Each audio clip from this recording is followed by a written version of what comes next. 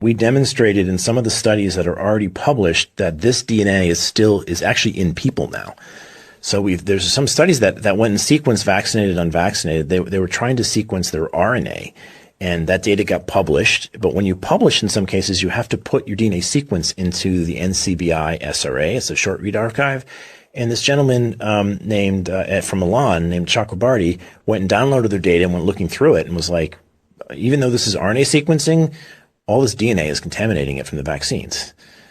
These were 75 people in Australia that were in this study. So I went and confirmed that, and then I went looking through 4 other papers and found it in 4 other papers where so the blood supply is now contaminated with this.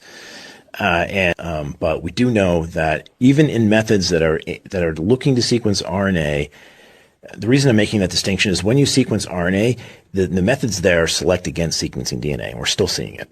Like probably 100-fold. There's probably 100-fold suppression of DNA in an RNA sequencing library. Yet we're still getting this SV40 and spike stuff to come through, which means those people, when they're vaccinated and you go and sequence them, this is ending up in people. And it's not just in vials.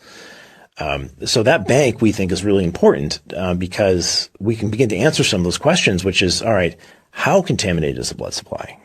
Like, should we be screening this before we give transfusions? What's going to happen if you have to give this to a neonate? You know, those are all really important questions. So, yeah.